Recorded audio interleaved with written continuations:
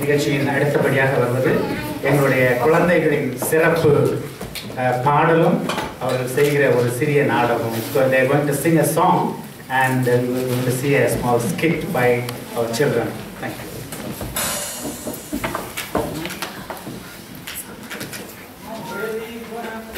Yes, you have to come home then. You're dragging me along to the party. You'll be fine. You'll have a ton of fun. Let's go. I mean, really? Come on. Why are you all so quiet? Come on, what do we do at a birthday party? Sing happy birthday. Yes, let's sing happy birthday.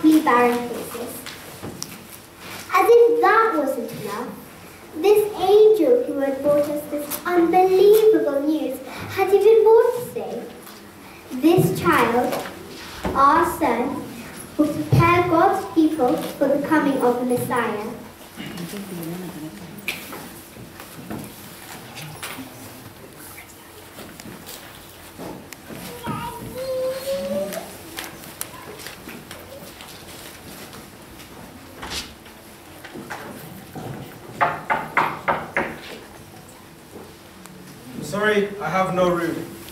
That is what I said when I saw them. Had I known then what I know now, I would have made some room. I would have even given up my own room. But I didn't know. How could I? I've never seen Bethlehem so packed before. The government made it so that everyone goes back to their hometown and sign up.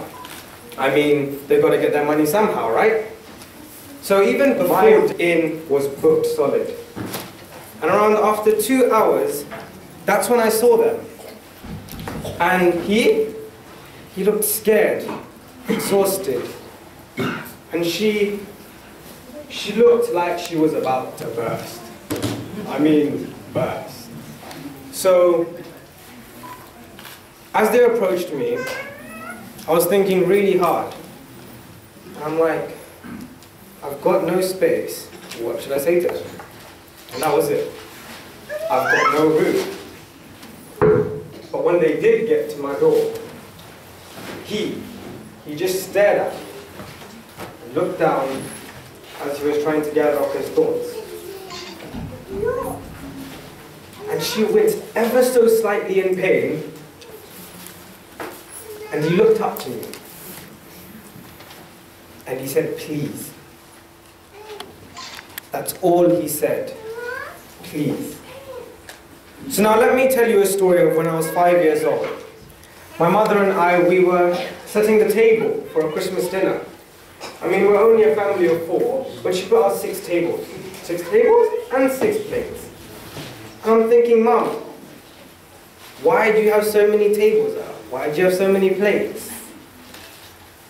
And she told me that we've got to make room.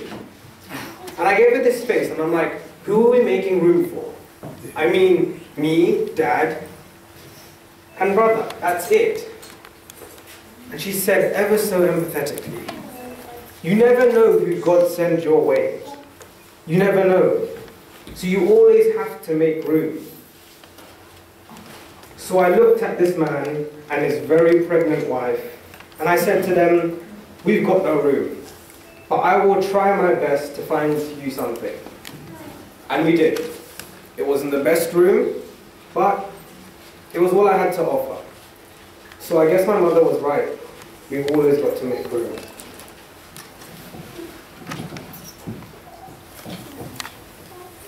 It started out just as any other night, except for that angel. Ain't seen nothing like it before or since. Our shepherds, we don't get a lot of excitement in these pastures. The angel came right up to us, so bright, so beautiful.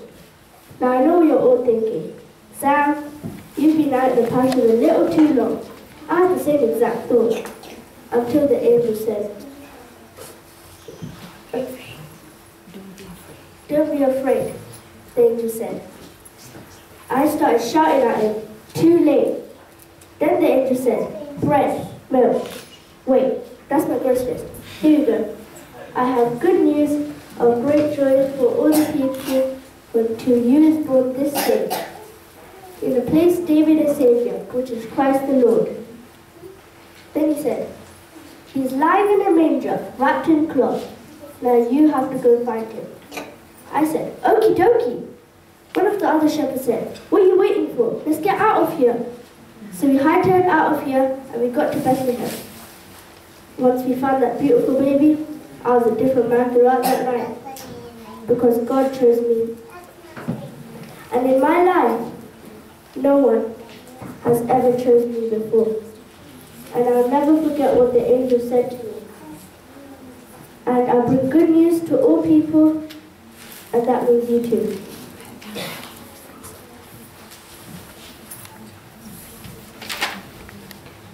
God has been silent for over 400 years. We knew because we had been listening, in a sense. My job is to listen. People who talk or you don't call them wise, do you know? There are a lot of other names you can call them, and wise is not one of them. In my position, I look for signs everywhere. For example, a star. I wait, watch and see what it is trying to tell us. I read about a star that would announce a new king, and one day there was a beacon in the night unlike any I've ever seen before. before. So I followed it. There were only a few of us, and yes, we actually followed a star. It was so bizarre. The star led us, it moved, and we followed. Our journey took 2 years, and it led us to Judea. And then it stopped, shining over a small cottage. Our journey ended not at a palace fit for a king, but at the home of a peasant. This was it. We gathered our gifts and thoughts, and did all we could to contain our emotions. And behind those doors, we found a new king. A king who commands the movement of the stars. A king who spoke, and his words became flesh. We knelt down that night. Yes, we knelt before the baby boy.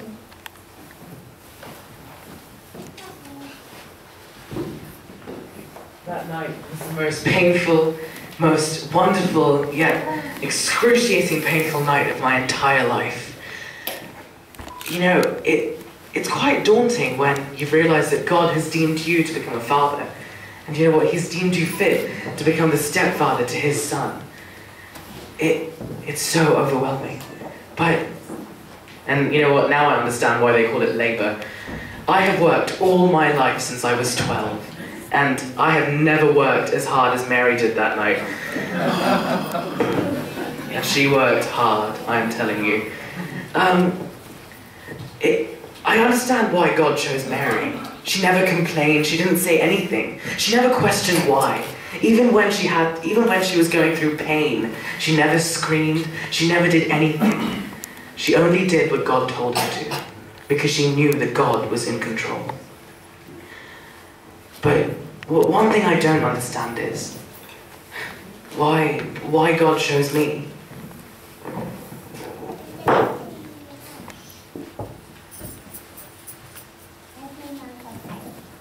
As long as I can remember, we've been waiting for the Messiah to come for us. My family, our tribe, our whole nation. I always knew he would come, but, well, let's be honest. It's not like I'm from Jerusalem or someplace special. I'm just a girl from Nazareth. And everyone knows not much good comes from Nazareth. Never has.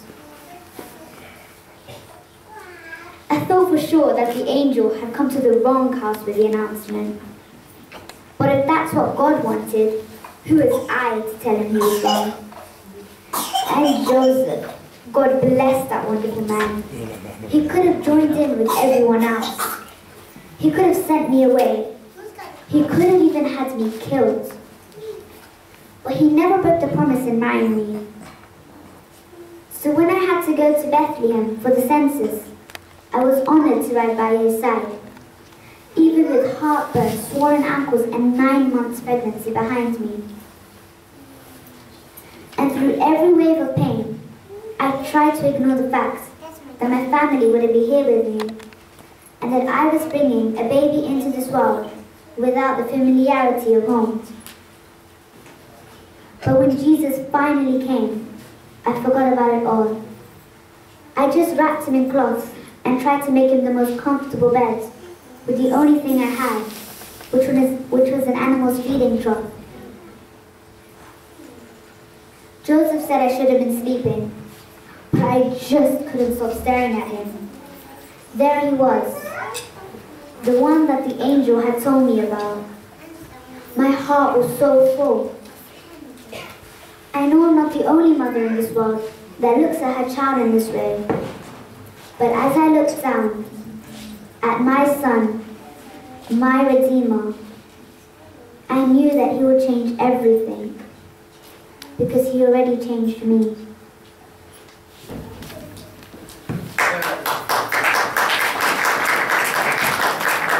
So I hope you enjoyed our rendition of what we thought would have been going on in the Christmas characters' minds. Now the kids have prepared a Tamil song to sing for you guys. It's all about the birth of baby Jesus.